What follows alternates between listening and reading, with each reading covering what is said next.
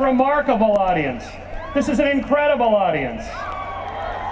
But it's not an amazing audience because there's only one person that deserves that adjective of amazing. The fountainhead and founder of the modern skeptical movement, the man that single-handedly debunked the faith healers on The Tonight Show. The man that puts the fear of God into all those psychics. Please help me welcome the amazing Randi!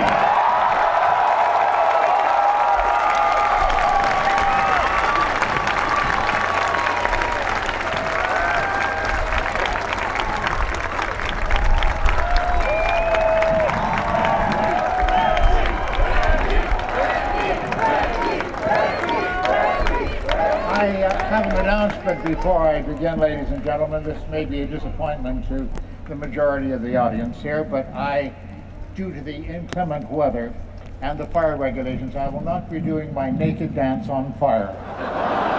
I know this is a great disappointment, but I'll try to make up for it with something else. I find this a very strange circumstance. A gentleman named Rick Perry, you may know the name. Rick Perry, oh please, no opinions in advance.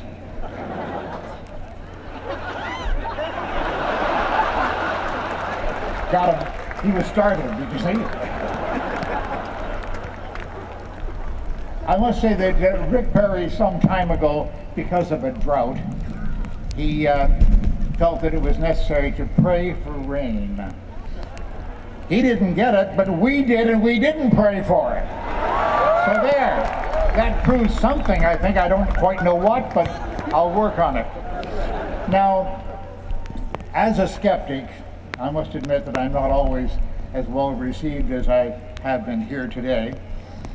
I appeared before the public with my message on college and university campuses all over the world, and when I'm asked by a potential attendee as to exactly where I'll be speaking, I sometimes tell them, just listen very carefully.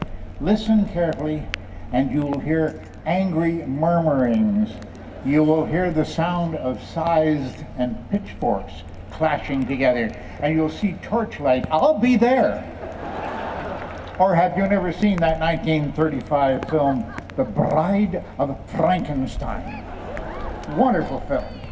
And I relate to it very closely, I assure you.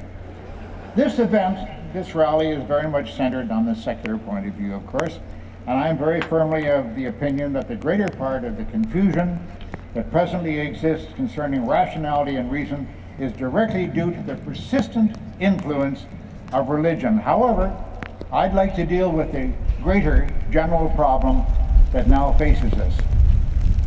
Beginning about the year 1700 or so, what we know as the Enlightenment brought about the application of rationality to all questions and problems. Thinkers and writers became free to pursue the truth however they wished without threats of sanction for violating established ideas. Sadly, the Enlightenment, it appears, is now over and done with. Those of us who are courageous enough to reject superstition, false authority, dogma, and wishful thinking have yet to recover from our previous administration's science-bashing philosophy. Isn't that true? Now, centers of learning have kowtowed to popular delusions by embracing ideas that do not survive proper examination in any way. They offer courses in poor thinking, and such acceptance also implies their endorsement. Many people no longer think for themselves, but surrender that process to the media and to the opportunists who happily fleece them as a result. Religion rules minds as it did when witch burning and angels seemed to be viable and believable notions. Millions of law enforcement authorities, social services, science teachers, medical practitioners, and politicians actually believe, ladies and gentlemen, despite overwhelming contrary evidence, that our Earth is only 6,000 years old. Duh. And that a malevolent deity, thanks a lot, brings floods, pestilence, and suffering to those who he, she, or it, whatever, chooses to hate, but rewards others who make themselves into human bombs. How delightful. This sort of belief has invaded the highest levels of the media, government, and the teaching professions. But how did such a widespread desertion of common sense and fact ever come about? Why? Because it's so much easier to have a simplistic view. Little or no thinking is required. Those who surround you will tolerate you if you simply don't speak up, and all you have to do is to allow the yahoos to take over while staying out of their way. Be careful, they do stampede every now and then.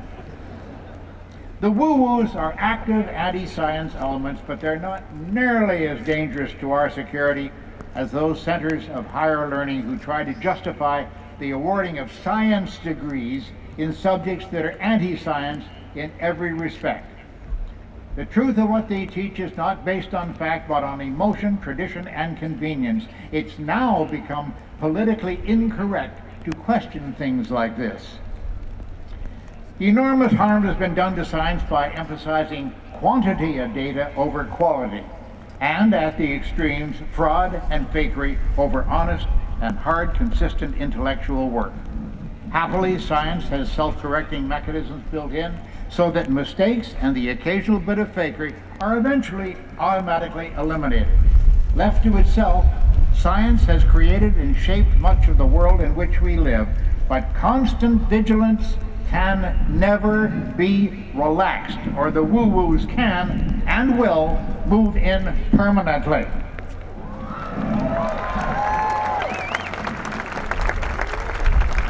Now, we of the James Randi Educational Foundation, which we fondly call the JREF, have been in the forefront of the battle against what's been termed pathological science, the careless, incompetent overemphasis on authority rather than on expertise, plain stupidity, the tantalizing Nobel Prize on the horizon syndrome, and often just simple avarice.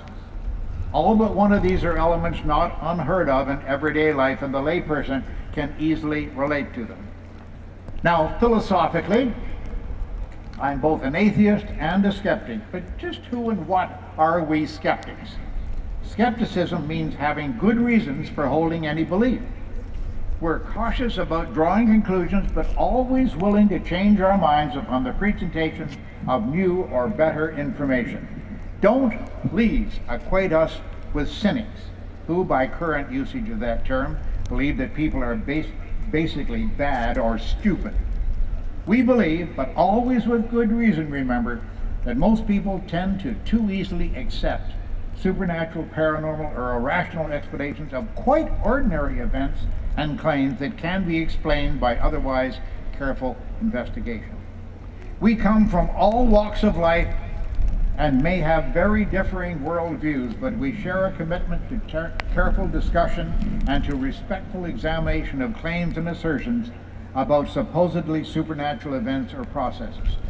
We make our judgments and draw logical conclusions, but for sufficient reason will withhold that judgment pending the arrival of more or better data. Now, my parents, bless them, more or less, they told me that a couple of folks named Adam and Eve were the original two humans. Duh. They were plunked down into a convenient garden to start our species going, they told me. But I still don't understand, folks. They only had 2 children, both of them sons. That's rather strange right there. And one of them killed the other, by the way. But somehow they produced enough people to populate the earth, and that was done without incest, which is a big no-no and certainly impossible given the facts of the story. Then some prophet or other made the earth stop turning. An army blew horns until a big wall fell down someplace. A guy named Moses made the Red Sea divide into 2 and made frogs fall out of the sky. Yeah, sure. We're asked to believe this, and I was, as a child, asked to believe this. And that's only a small start on one religion. We haven't even begun to marvel over flying horses in the Koran, Krishna stopping the sun, as happened in the Bible, of course. They wouldn't want to miss out on an act like that. The chap was named Joshua, somebody or other, I believe. And then there's Harry Potter. Oh yes, I think you'll agree with me, folks. Harry Potter and the Wizard of Oz are much more believable and much, much more fun. I'll tell you, incidentally, that I've also looked into the claims of reincarnation, and I don't believe that one bit, though I used to in a former life. You laugh. Critics of this reading have chortled that we won't be seeing heaven, but I'll take my chances. Streets paved in gold, I think that'd be a huge bore. If I had my choice, I'd perhaps choose, end-to-end Bill Maher shows for eternity, or maybe not. Folks, it's certainly time that we all grew up. Instead of forging ahead into the 14th century, we should be embracing the 21st by writing fini to belief in the bigoted, capricious, cruel, deceitful, genocidal, homophobic, insecure, intolerant, irrational, jealous, malevolent, misogynistic, racist, sadist, vindictive, and violent bully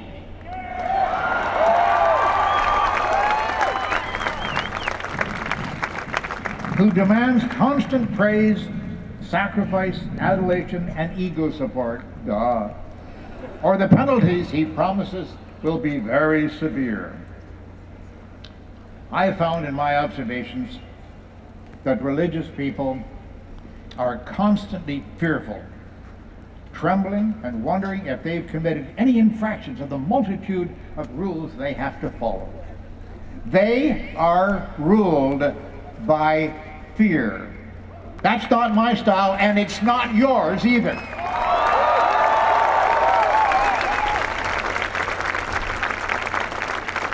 Ladies and gentlemen, I'm so very grateful and sincerely flattered to be invited today to join these beautiful people with whom I share these feelings. My partner of 25 years cannot be beside me today because of some legal difficulties in which we're presently involved, but I will extend to you all his personal thanks for this great honor afforded us. Ladies and gentlemen, thank you.